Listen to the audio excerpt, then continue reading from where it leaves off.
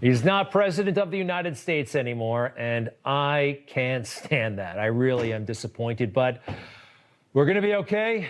We're going to thank this president. Wow, what a sacrifice that he made, his family made, the amazing things that he accomplished, and he'll be back. But today we did hear from him for the last time as president. A goodbye. We love you. We will be back in some form. So have a good life. We will see you soon. Thank you. Thank you very much. Have a good life. All right. Now, he said back in some form. I think the president is going to watch and listen. He said he's going to do that, and he's going to evaluate his future, the country's future, perhaps. I know, but it was sad seeing him leave the White House for the last time on Marine One, on Air Force One. But folks, now it falls to us, and he's been very inspirational. We now have to fight cancel culture, each and every one of us. We, each and every one of us, have to stand up for our constitutional rights. How do you feel about Joe Biden? He is the president of the United States. It's okay, ladies and gentlemen, to say you do not wish the president success. It is. Now, I wish him no harm, of course, and I want him to be happy and healthy in his life, but I wish Joe Biden no success. I don't want him to re-enter the Paris Climate Accord. It's okay to say that. I don't want him stacking the Supreme Court as he pretty much said he would during the campaign. I don't want him to succeed at that. I don't want him re-entering any nuclear deal that was so flawed with the Iranians. I don't want to see that. So it's actually okay to say you don't want to see Joe Biden succeed. Remember, he is the head of the executive branch, okay? And we've got three branches. They are all co-equal. Fair enough? Fair enough. Joe Biden jumped the gun a little bit today. He got sworn in at 10 minutes to noon. I don't mean to nitpick, but does say noon according to the law. But anyway, here's a bit from today. A cry for survival comes from the planet itself. A cry that can't be any more desperate or any more clear. And now, a rise of political extremism, white supremacy, domestic terrorism that we must confront and we will defeat. I hate white supremacy. I hate domestic terrorism, but we've got bigger problems than that. All summer long, this country was on fire, but Joe, for his liberal base, focused on what happened 2 weeks ago. And they're going to, it looks like, exploit that. This is my neighborhood over the summertime. You see this nonsense? It was happening in cities all across the nation. And Joe Biden, at the age of, 78, is suddenly, after 50 years in Washington, D.C., going to tackle issues of institutional racism and white supremacy. Joe Biden, a man who never sees race.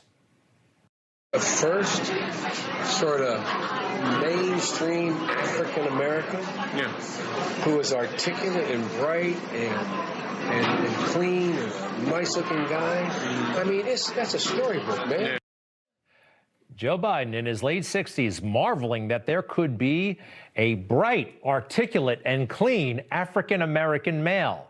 Something tells me that Joe Biden, in his heart of hearts, is not exactly woke. All right?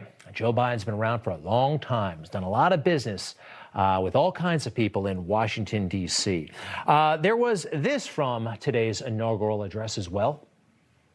And so today, at this time, in this place, let's start afresh, all of us. Let's begin to listen to one another again, hear one another, see one another, show respect to one another. Politics doesn't have to be a raging fire, destroying everything in its path.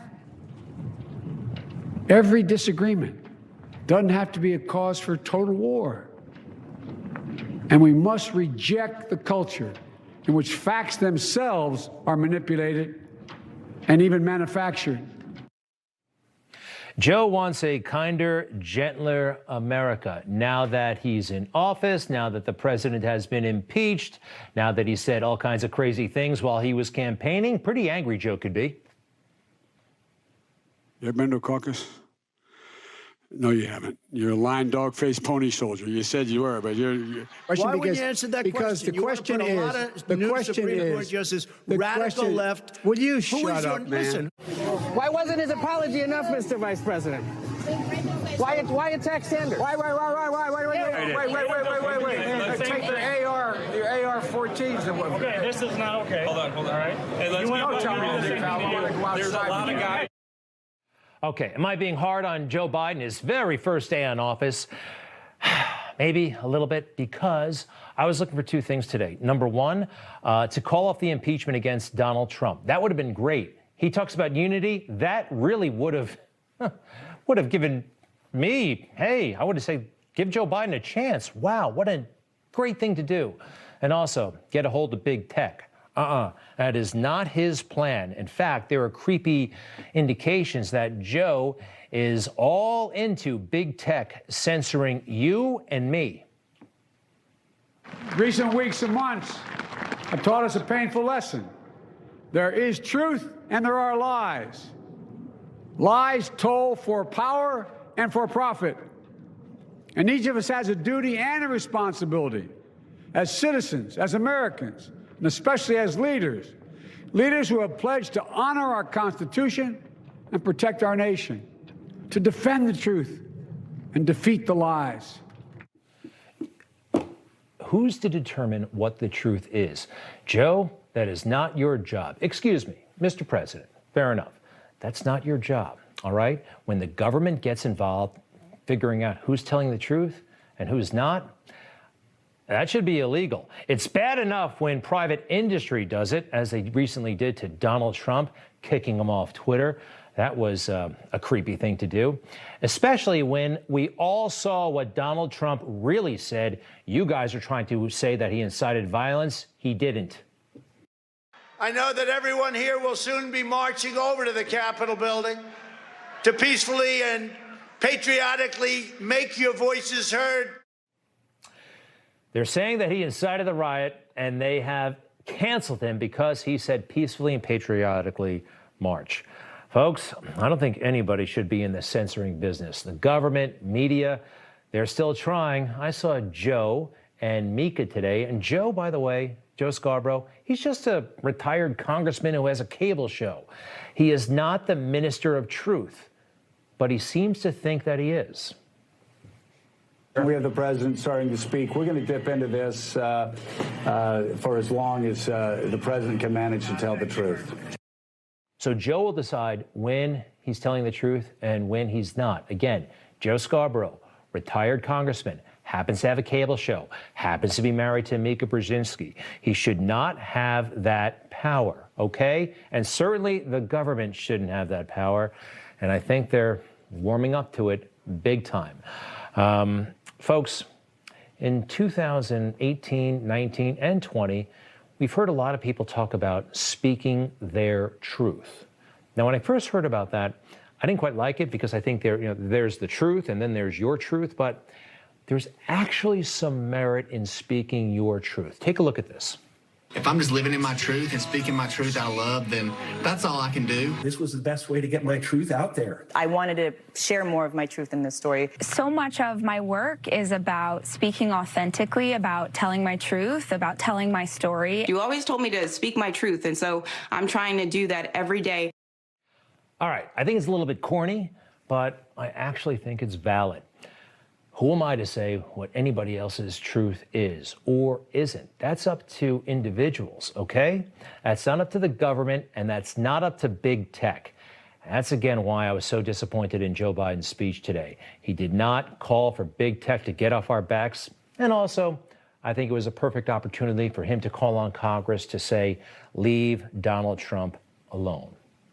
All right. After his speech, there was a lunch. And then the most bizarre and sad inaugural parade you've ever seen through the streets of Washington, D.C. Anything look kind of funny to you? We got bands, we've got people in uniform, our armed forces. Nobody on the sidewalk. Take it full if you will. No one on the sidewalk.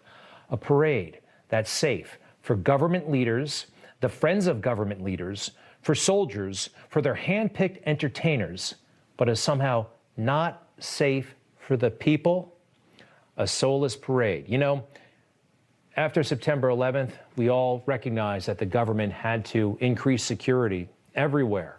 We didn't want them violating our rights. And for the most part, they didn't. But what happened 2 weeks ago, is that sufficient cause for that level of security that we saw today? I don't know if it is. I'm deeply troubled that they will use that as a pretext to take away our rights. And we have to be very, very vigilant about that. I want to point out something I saw from President Trump actually last night. Very interesting moment. He thanked some people in his farewell address who almost never get acknowledged in presidential farewell addresses. I also want to take a moment to thank a truly exceptional group of people, the United States Secret Service. My family and I will forever be in your debt.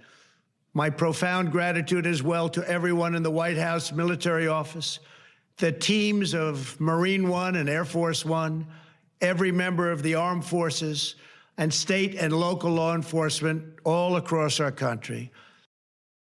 That was beautiful, and I looked it up. Barack Obama did not acknowledge the Secret Service, Air Force One personnel, or Marine One. Neither did Bill Clinton or George W. Bush in their official farewell addresses. Those are hard jobs, by the way. The Secret Service, oh my gosh, they're running around the country like crazy. Air Force One, Marine One, those guys, very, very tough job. And you know what? It's essentially a blue-collar job. President Trump respects that type of work. Other presidents, too often, I think they look down on those guys in their hearts like they were just the help. President Trump respects people who work. All right, folks, there is this that I'm kind of excited about now that President Trump is out of office. I'm going to probably have access to him, more so than I've had over the past 4 years. He knows who I am. I know who he is. And I could tell you there's a good chance I may have lunch or dinner with him in the months ahead. And if that happens, I'll tell you all about it. You just watched Newsmax TV, America's fastest growing cable news channel, now in more than 70 million homes. You can get Newsmax TV on your cable system or check your cable guide. And if your system doesn't carry Newsmax, call them, tell them you want Newsmax TV, because we're real news for real people.